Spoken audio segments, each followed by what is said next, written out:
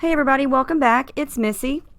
Thanks for joining me again for another video. This one's for the Cut Shop, and this is the cut file that I'm going to be using today. It's the Star Spangled cut file, and it totally inspired me to make a 4th of July red, white, and blue page.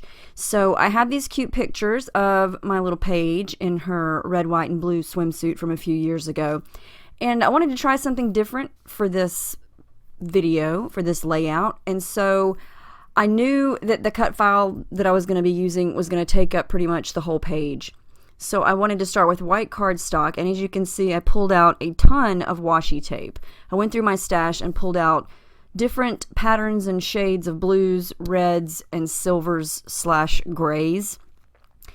And obviously the white would be the cardstock showing through. So I'm just going through and I'm going to practically cover this whole sheet of cardstock with washi tape. Some of them I'm just going to tear into big even strips, and some of them I'm going to rip and tear and make kind of uneven, like I just did that light gray one. And these are all from different manufacturers and brands. I really couldn't tell you which ones they all belong to because I have all my washi tape in a big container, and I just pull whatever color I need whenever I want that color. So some of them are, from Michael. Some of them are from name brand in different collections and things. But for the most part, it's just red, white, and blue, and with a little bit of silver and gray mixed in. So I'm not going to spend the entire time showing you how I use this washi tape to cover, because this is the easy part.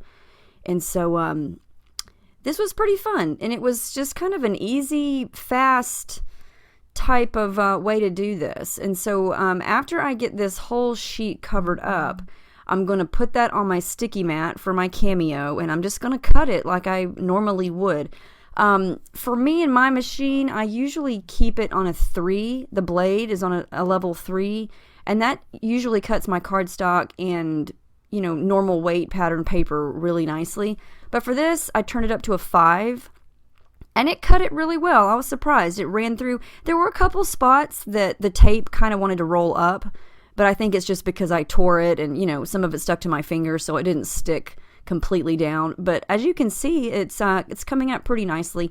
And there were a couple little spots that I had to take my scissors to kind of trim. But I'm going to show you here how easily it came off the mat. And my goal was to just have a lot of red, white, and blue and silver, different colors and patterns covering all those circles and those stars. And it honestly, when I finally got it all pulled off, I looked at it and I thought, oh wow, this is really busy. But I think it turned out okay. I was satisfied with the end. And this did take some time. That little spatula comes in handy, and that's actually for my Cricut. I know they do make one for silhouettes, but I have my Cricut since the beginning of time, I think, and that little tool has come in handy. And it just helps you scrape everything off without ripping and tearing. And at first here, I just kind of started going little by little, and then I eventually just decide to kind of go ahead and take the whole cut file off, and then I go back later off camera and peel off all those little pieces that are left. And that does take time. That is, to me, the most the negative part of doing cut files, which really isn't a big deal. But you do have to go back and peel all those little leftover pieces off your mat. But it wasn't a big deal. So there's the final product. Now there's a lot of the little pieces still stuck in there because this is, a very intricate design, so there's going to be a lot of little pieces in there, and because of the washi tape, some of them did stick in there a little bit more, but for the most part it came out really, really nicely, and I like the result. And after I got it all punched out and everything was finished, I wasn't quite sure what color I wanted to lay it on top of. I tried solid white, and the stars, as you can see there, the stars didn't really show up very clearly. They kind of blended in because of the background being so busy, or the cut file being so busy. So I thought I'm going to trace over it with a pencil, and then I'm going to bring in some watercolors and some inks and color in where the cut file is going to lay with red and blue. And I started with some Distress ink here, and I do start with this Barn Door and a little bit of the Worn Lipstick, and it's just not the right shade. It's too dark of a red, more of like a brick red, and you know, I was going for more of USA America red, fire engine red, you know. So I start with that and decide that's not the right color. So I pull out my Artist Loft watercolors here, and honestly, I knew this was going to be covered up, so I didn't really try to get artsy with it. I just wanted to fill in the shape with red and blue.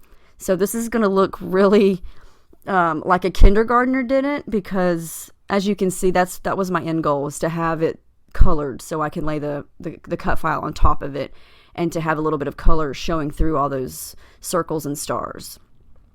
So I just take some time and I use my napkins to dab, because this doesn't have to look perfect by any means. And it was kind of fun and therapeutic just to kind of paint in the designs, the area that I trace there, and without having to worry about blending or anything like that. And it looks a lot better once the cut file is on top of it, but you can kind of see what I did here. I just filled in the whole shape and then blotted it off. And now you can't tell that it looks like a kindergartner colored it. I think it made it look a little bit better. And I did want to add a little bit more shading because I'm so in love with my gelatos. So I went and got those. And I'm just going to add a little bit more of red and blue just to add a couple of different little spots of dark and light. And in the end, you really can't tell. I don't think this part right here made a big impact once I adhered the cut file on top of it. But I just felt like using my gelatos, so I thought I will add a little bit of shading here. And I love this cut file. I love the scalloped edges. So there you go. That's what it's going to look like. And I think that looks a little bit better than just the solid white behind it. So you can see some red, some blue, and you can't really tell.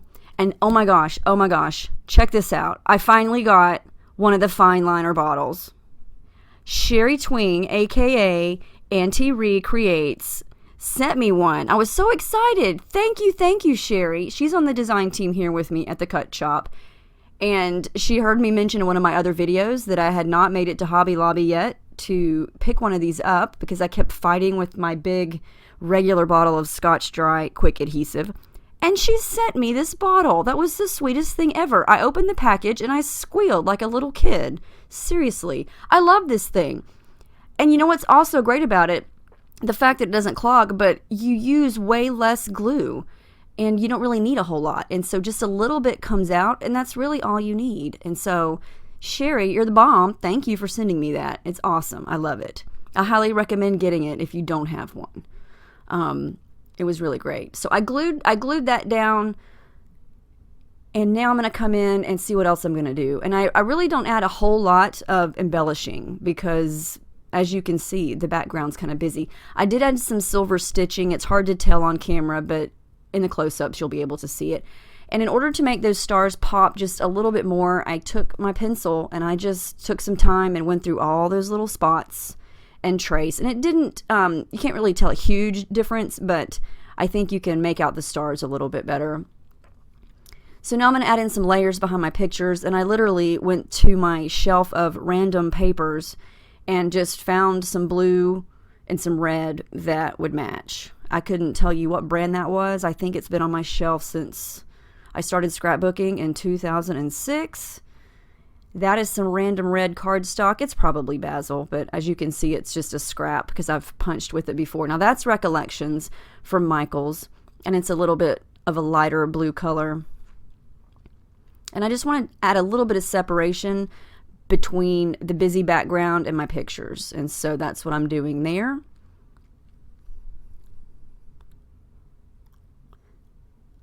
And I am going to add a little bit of vellum just because I love vellum. No other reason except that I just love it. And that's all the reason you need, right? Yes. So I've got that organized. Tiny attacher, staple that down. And then I'm going to I'm going to use my ATG gun and get those pictures down. And the only embellishments that I add here besides the title, I add a flare button and I add some tangled thread, and that's going to be about it. I added some silver thread there, and then I went through my stash of thickers, and that is just some white. There's like a light glitter. Not really glitter. I guess it's white glitter. They're kind of sparkly, but white sparkly. And then the silver. I added the 4th. So my title is going to be Fun on the 4th. And these are some October Afternoon Mini Market stickers. And yeah, I didn't want to add too much to it because it's pretty busy, but I did want to add a little bit of flair. I picked out 3 that I thought might work, but I only wound up using 1, and it's gray with the little camera with the red heart. And I circled up some white thread and layered it underneath that flare button there. And then I add a little bit of blue thread to the right there. And I mean, honestly, I looked around at it and I thought, I don't need to add anything else to this because you wouldn't really be able to see it because of all the red, white, and blue and all the different patterns. The only other thing I do add are more stars, and it's from these Freckled Fawn. It's from Freckled Fawn, and it's just these little adhesive chipboard silver glitter stars.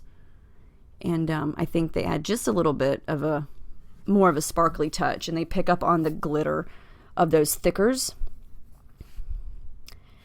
And add a couple of little word stickers from my Tim Holtz booklet. I got that at Michael's, and they come in black and white. And just add a couple little words. And they stand out because they're backed with white. I didn't want to add anything that would blend in, and it would be really, really tough because it's so busy.